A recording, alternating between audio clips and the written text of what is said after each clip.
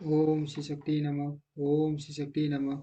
ओम श्री शक्ति नमः। सर्वदेवमय रथ का वर्णन। शिव जी का उस रथ पर चढ़कर युद्ध के लिए प्रस्थान, उनका पशुपति नाम पड़ने का कारण, श्री जी द्वारा गणेश का पूजन और टीपू डा मय दान व का टीपू से जीवित बस निकलना। ब्याची ने कहा, श्याव परवर सनत कुमार जी, आपकी बुद्धि बड़ी उत्तम है, आप सर्वज्ञ हैं। टाट टाट आपने परमेश्वर शिव की जो कथा सुनाई है वह अत्यंत अद्भुत है। अब वह बुद्धिमान विश्वकर्मा ने शिव जी के लिए जिस देह में एवं परमोट कष्ट दिव्य रथ का निर्माण किया था उसका वर्णन कीजिए। सूची कहते हैं, मुने ब्याची की यह बात सुनकर मुनिवर सनत कुमार शिव जी के शरण कमलों का स्मरण करके बोले। सनत कुमार जी ने कहा, माँ बुद्धिमान मुनिवर व्यास जी, मैं शिव जी के पाद पंजों का स्मरण करके अपनी बुद्धि के अनुसार रथ की निर्माण कथा का वर्णन करता हूँ, सुनो। तदंतर विश्वकर्मा ने रुद्रदेव के लिए बड़े प्रयत्न आत्तर पूर्वक सर्वलोक में दिव्य रथ की याचना की। वह सर्वसमर्थ तथा सर्वभूत में रथ सुरवन का बना हुआ था। उसके दाहिने शक्र में सूर्य और वाम शक्र में चंद्रमा विराजमान थे। दाहिने शक्र में 12 अरे लगे हुए थे, जिनमें 12 सूर्य प्रतिष्ठित थे।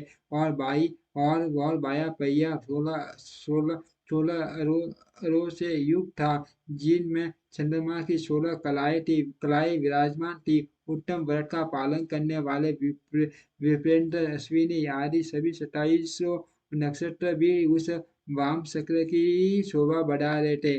विप्र श्रेष्ठ सौ ऋतु उन दोनों पहियों की नेमी बनी अंतरिक्ष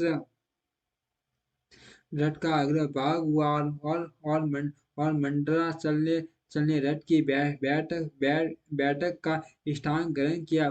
उदयाचल और अस्ताचल ये दोनों उस रथ के कुबेर हुए। मां मेरु अधिष्ठान हुआ और शाखा पर्वत उसके आश्रय स्थान हुए। सर्वत्र उस रथ का वेग उत्तरायण और दक्षिणायन दोनों लो धारक मूर्त बंटू रसा कहलाए। उसकी कीले हुई काष्ठाई उसका घोड़ा, नासिका रूप अग्र भाग सन सन अक्षदंड निमेष अनुकस निषेका काष्ठ और लव ईशादंड हुए। द्यूलोक इस रथ का वरुट ऊपरी पदों तथा स्वर्ग और मोक्ष ध्वजाएं हुई। अबरमु एरावत की पत्नी और कामधेनु जुए के अंतिम सूर्य पर स्थित हुए। अव्यक्त प्रकृति उसका ईशा दंड बुद्धि नड बल अहंकार कोना और पंच महाभूत उसका बल थे। मुनिश्रेष्ठ इंद्रिया उसे चारों ओर से विभूषित कर रही थी और सदा उस रथ की चाल थी। उस समय वेदों के अंग ही उसके भूषण और पुराण न्याय मीमांसा तथा धर्मशास्त्र उपभूषण हुए। संपूर्ण शुभ लक्षणों से युक्त बल संपन्न श्रेष्ठ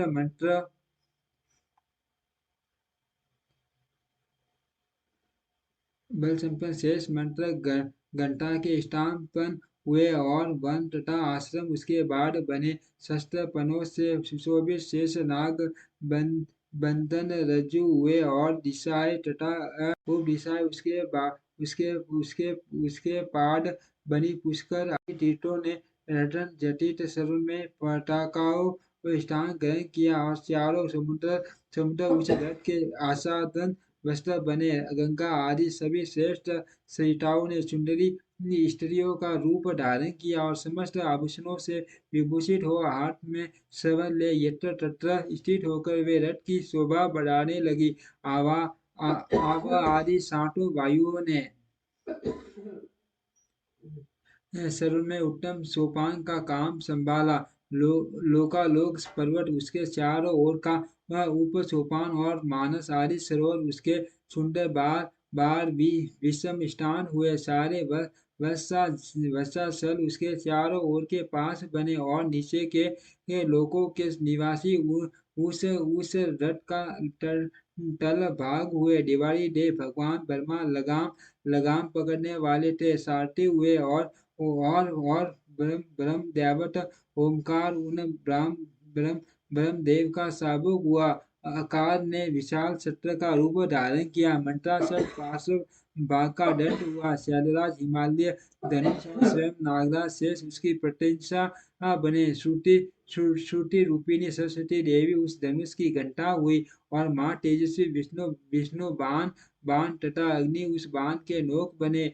मुने चारों वेद उस रथ में जुटने वाले चार घोड़े कहे गए। इसके बाद शेष बची हुई जयोतियाँ उन अश्वों की आभूषण हुई। बीच से उत्पन्न हुई वस्तुओं ने सेना का रूप धारण किया। वायु बाजा बजाने वाले और व्यास आदि मुख्य मुख्य ऋषि वाक हुए। मुनिवर अधिक कहने से क्या लाभ।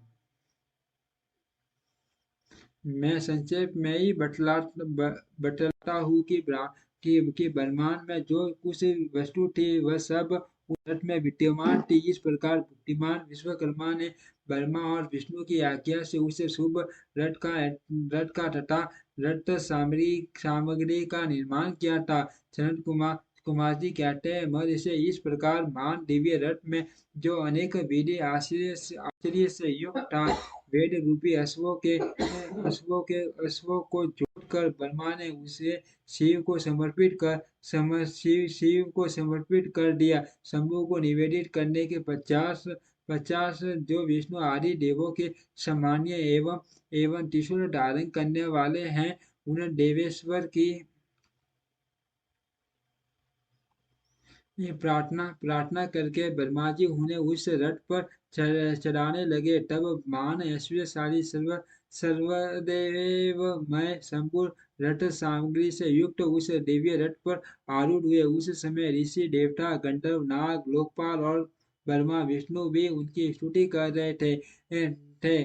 गान विद्या विशारद अप्सराओं के गण उन्हें घेरे हुए थे। सारथी के स्थान पर ब्रह्मा को देखकर उन वरदायक शंभु की विशेष शोभा हुई। लोक की सारी वस्तुओं से कल्पित उस रथ पर सीधे सड़ ही रहे थे कि वेद वेद सम्मत संपुट वे घोड़े घोड़े सिर के बल भूमि पर गिर पड़े। पृथ्वी में भूकंप आ गया। सारे पर्वत डगमगाने लगे। सहसा शेष नाग सीजी का भार न सकने के कारण आतुर हो कांप उठे। तब उसी क्षण भगवान धरनीधर ने उठकर नंदीश्वर का रूप धारण किया और रथ के नीचे जाकर उसे उसे ऊपर को उठाया। परंतु नंदीश्वर भी रथारूढ़ महेश के उस उत्तम तेज को सहन न कर सके। अतः उन्होंने तत्काल ही पृथ्वी पर घुटने टेक दिए। तत्पश्चात भगवान ब्रह्मा ने शिव जी की आज्ञा से हाथ में साबुक ले घोड़ों को उठाकर उस श्रेष्ठ रथ को खड़ा किया। तदनंतर महेश्वर का अधिष्ठित उस उत्तम रथ में बैठे हुए ब्रह्मा जी ने रथ में जुटे हुए उन मन और वायु के समान वेगशाली वेद में अश्वों को उन तपस्वी दानवों के आकाश आकाश स्थित तीनों पुरों को लक्ष्य करके आगे बढ़ाया। तत्पश्चात लोगों के कल्याण करता भगवान रुद्र देवों की ओर दृष्टिपात करके कहने लगे, सुरश्रेष्ठों, यदि तुम लोग देवों तथा अन्य प्राणियों के विषय में पृथक पृथक पशु तत्व की कल्पना करके उन पशुओं की आधिपत्य मुझे प्रदान करोगे तभी मैं उन असुरों का संहार करूंगा। क्योंकि वे दैत्य श्रेष्ठ तभी मारे जा सकते हैं, अन्यथा उनका वध असंभव है। जनक कुमार जी कहते हैं, मुने अगाध बुद्धि संपन्न देवारी देव भगवान शंकर की यह बात सुनकर सभी देवता पशु तत्व के प्रति संचकित हो उठे, जिससे उनका मन खीन हो गया। तब उनके भाव को समझकर देव अंबिकापति शंभु करुणार्ध हो गए। फिर वे हंसकर उन देवताओं से इस प्रकार बोले। शंभु ने कहा, देवश्रेष्ठों, पशु भाव प्राप्त होने पर भी तुम लोगों का पतन नहीं होगा। शंभु ने कहा, देवश्रेष्ठों, पशु भाव प्राप्त होने पर भी तुम लोगों का पतन नहीं होगा। मैं उस पशु भाव से विमुक्त होने का उपाय बतलाता हूँ, सुनो और वैसा ही करो। समाहित मन वाले देवताओं में तुम लोगों से सच्ची प्रतिज्ञा करता हूँ कि जो इस दिव्य पाशुप व्रत का पालन करेगा वह पशु तत्व से मुक्त हो जाएगा। सुश्रेष्ठो, तुम्हारे अतिरिक्त जो अन्य प्राणी भी मेरे मेरे पाशुप व्रत को करेंगे वे भी निसंदेह पशु तत्व से छूट जाएंगे। जो नैष्ठिक ब्रह्मचर्य का पालन करते हुए 12 वर्ष तक, 6 वर्ष तक अथवा 3 वर्ष तक मेरी सेवा करेगा अथवा कराएगा वह पशु तत्व से विमुक्त हो जाएगा। इसीलिए श्रेष्ठ देवताओं, तुम लोग भी इस परमोष्ट कष्ट दिव्य व्रत का पालन करोगे तो उसी समय पशु तत्व से मुक्त हो जाओगे। इसमें कुछ भी संशय नहीं है। सनत कुमार जी कहते हैं, महर्षि परमात्मा महेश्वर का वचन सुनकर विष्णु और ब्रह्मा आदि देवताओं ने कहा, तथेपि बहुत अच्छा ऐसा ही होगा। इसीलिए बड़े बड़े देवता तथा असुर भगवान शंकर के पशु बने और पशु तत्व रूपी पास से विमुक्त करने वाले रुद्र पशुपति हुए। तभी से महेश्वर का पशुपति यह नाम विश्व में विख्यात हो गया। यह नाम समस्त लोगों में कल्याण प्रदान करने वाला है। उस समय संपूर्ण देवता तथा ऋषि असमगन होकर जय जय जयकार करने लगे और देवेश्वर ब्रह्मा विष्णु तथा अन्य प्राणी भी परमानंद मगन हो गए। उस अवसर पर परमात्मा शिव का जैसा रूप प्रकट हुआ था उसका वर्णन सैकड़ों वर्षों में भी नहीं हो सकता। तदनंतर जो शिवा तथा संपूर्ण जगत के स्वामी और समस्त प्राणियों के सुख प्रदान करने वाले हैं वे महेश्वर यो सुसज्जित होकर त्रिपुर का श्रृंगार करने के लिए प्रस्तुत हुए। जिस समय देव महादेव त्रिपुर का विनाश करने के लिए चले उस अवसर पर देवराज आदि सभी प्रधान देवता भी उनके साथ प्रस्तुत हुए। पर्वत के समान विशाल काय उन सूर्येश्वरों का मन प्रसन्न था। वे सूर्य के समान प्रकाशित हो रहे थे। वे सभी हाथों में हल मसल भुचुंडी और नाना प्रकार के पर्वत जैसे विशाल आयुधों को धारण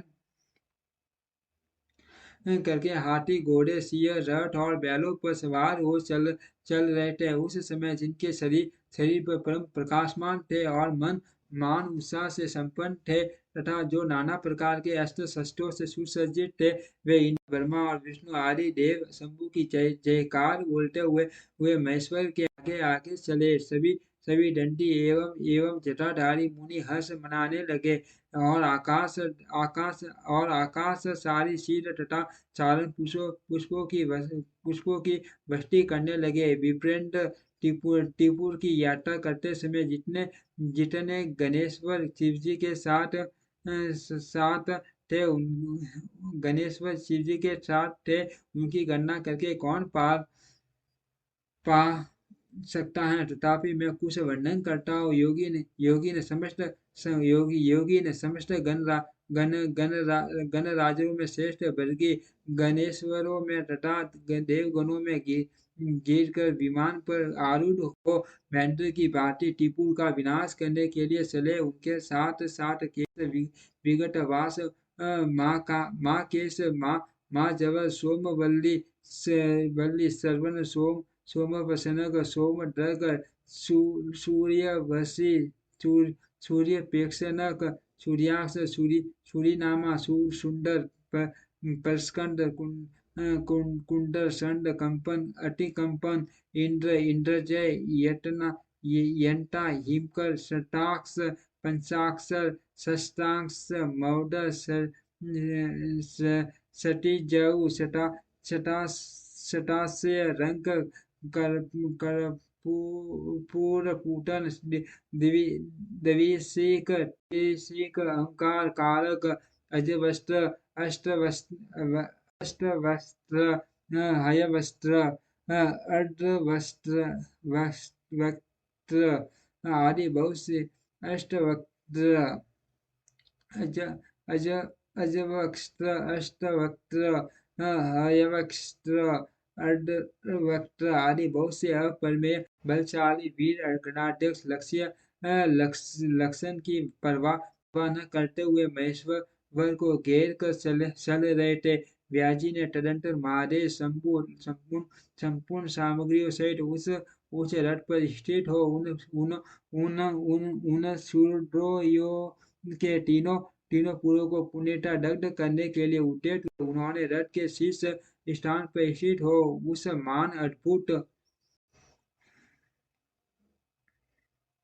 धनुष पर प्रत्यंचा चढ़ाई और उस पर उत्तम बाण का संधान करके वे रोषावेश से होठ होठ को साटने लगे। फिर धनुष को मुठ मुठ को दृढ़ता पूर्वक पकड़कर और दृष्टि मिलाकर वे वहां असल भाव से खड़े हो गए, परंतु उनके अंगूठे के अग्र भाग भाग में स्थित होकर गणेश निरंतर पीड़ा ही पहुंचाते रहे, जिससे वे तीनों पूर्ण त्रिशूल धारी शंकर का लक्ष्य नहीं बन सके। तब तब धनुष तब धनुष बाणधारी मुझ केश विरूपा शंकर ने परम शोभन आकाश वाणी सुनी। उस व्योम वाणी ने कहा, ऐश्वर्यशाली जगदीश्वर, जब तक आप इन गणेश जी की रचना नहीं कर लेंगे तब तक इन तीनों पुरों का संहार नहीं कर सकेंगे। तब ऐसी बात सुनकर अंडकासुर के नियंता भगवान शिव ने भद्रकाली को बुलाकर गजानन का पूजन किया। जब हर्षपूर्वक विधि विधान विधान सहित अग्र भाग में स्थित उन विनायक की पूजा की गई, तब वे प्रसन्न हो गए। फिर तो भगवान शंकर को उन तारक पुत्र मां मनस्वी दैत्यों के तीनों नगर यथोक्त रूप से आकाश में स्थित दिख पड़े। इस विषय में कुछ लोग ऐसा कहते हैं कि जब श्रीजी स्वयं स्वतंत्र ब्रह्म सगुण निर्गुण सबके द्वारा अलग से स्वामी परमात्मा निरंजन पंचदेव पंच देवों के उपास्य और प्राटपर प्रभु हैं, वे ही सबके उपास्य हैं, उनका उनका उपास्य कोई नहीं है। तब सबके वंदनीय परम ब्रह्म स्वरूप उन देवेश्वर महेश्वर के विषय में यह बात उचित नहीं जान पड़ती कि उनकी कार्यसिद्धि अन्य अन्य की कृपा पर अवलंबित हो, परंतु मुने उन देवारी देव कवरदानी महेश्वर के चरित्र में लीलावश सब कुछ घटित हो सकता है। अस्तु इस प्रकार जब गणादीप का पूजन करके महादेव जी स्थित हुए, तब वे तीनों पूर्व काल व शीघ्र ही एकता को प्राप्त हो गए काल व शीघ्र ही एकता को प्राप्त हो गए। मुने उन त्रिपुरों के परस्पर मिलकर एक हो जाने पर मान आत्मबल से संपन्न देवताओं को मान हर्ष हुआ। तब संपूर्ण देवगण सिद्ध और परमसी अष्टमूर्तिधारी शिव की स्तुति करके उस सबसे जय जयकार करने लगे। उस समय ब्रह्मा और जगदीश्वर विष्णु ने कहा, महेश्वर तारक के पुत्र, उन त्रिपुर निवासी दैत्यों के वध का समय भी आ गया है। विभो इसीलिए ये पूर्ण एकता को प्राप्त हो गए हैं। अर्थ देवेश, जब तक ये त्रिपुर पुण्य विलग हो उसके पहले ही आप बाण छोड़कर इन्हें भस्म कर डालिए और देवताओं का कार्य सिद्ध कीजिए। मुने तदंतर शिवजी ने धनुष की डोरी चढ़कर उस पर पूज्य पाशुपतास्त्र नामक बाण का संधान किया और उसे उसे वे टीपुर पर छोड़ने का विचार करने लगे। शंकर जी ने जिस समय अपने अद्भुत धनुष को खींचा था, उस समय अभिजीत मुहूर्त चल रहा था। उन्होंने धनुष की टंकार तथा नाद करके अपना नाम घोषित किया और उन महासुरों को ललकार कर करोड़ों सूर्यों के समान प्रकाशमान उन भीषण बाणों को उन पर छोड़ दिया। तब जिसके नोक पर अग्निदेव प्रतिष्ठित थे और जो विशेष रूप से पाप का विनाशक तथा विष्णु में तथा उस मान चाज बल्यमान शीघ्रगामी बाण ने उन त्रिपुर निवासी दैत्यों को दग्ध कर दिया। तत्पश्चात वे तीनों पूर्व भी भस्म हो गए और एक साथ ही चारों समुद्रों रूपी मेखला वाली भूमि पर गिर पड़े। उस समय शिव जी की पूजा पूजा का अतिक्रमण कर देने के कारण सैकड़ों दैत्य उस बाण बाण बाण स्थित अग्नि से जलकर हाहाकार मचा रहे थे। जब भाइयों से तारकास जलने लगा, तब उसने अपने स्वामी भक्तवत्सल भगवान शंकर का स्मरण किया और मन ही मन महादेव को देखकर परम भक्ति पूर्वक नाना प्रकार के विलाप करता हुआ वह उनसे कहने लगा। तारकाक्ष बोला, भव आप हम पर प्रसन्न हैं, हम यहाँ प्रसन्न हैं, यह हमें ज्ञात हो गया। इस सत्य के प्रभाव से आप फिर कब भाइयों सहित हमको दग्ध करेंगे? भगवान, जो देवता और असुरों के लिए अप्राय है, वह आपके हाथ हाथ से मरण रूप दुर्लभ लाभ हमें प्राप्त हो गया।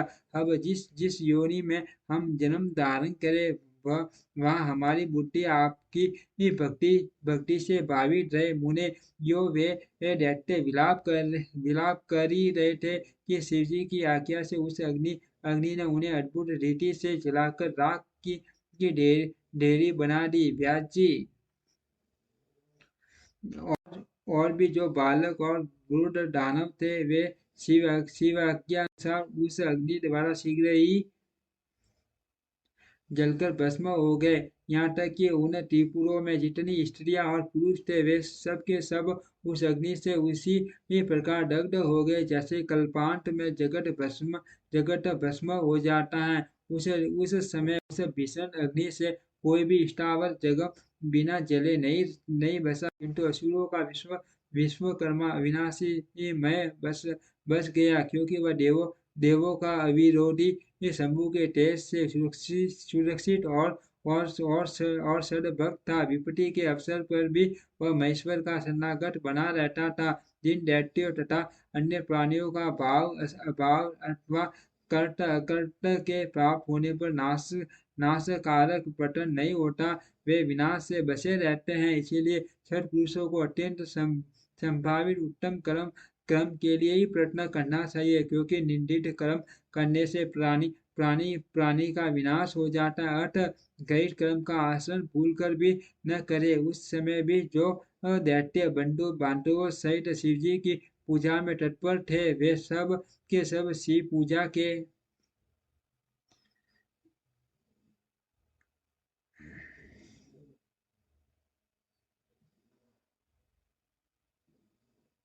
इसलिए छठ पुरुषों को अत्यंत संभावित उत्तम कर्म के लिए ही प्रयत्न करना चाहिए, क्योंकि निंदित कर्म करने से प्राणी का विनाश हो जाता है। अतः गैर कर्म का आचरण भूलकर भी न करे। उस समय भी जो दैत्य बांधवों सहित शिव जी की पूजा में तत्पर थे, वे सब के सब शिव पूजा के प्रभाव से दूसरे जन्म में गणों के अधिपति हो गए। ओम श्री शक्ति नमः। ओम श्री शक्ति नमः। ओम श्री शक्ति नमः। ओम श्री शक्ति नमः।